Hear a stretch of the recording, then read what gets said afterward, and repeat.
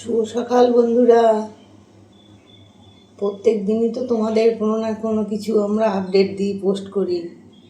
আজকে আমি আমার এই গোপালের দেখো স্নানটা তোমাদের আমি আপডেট করলাম।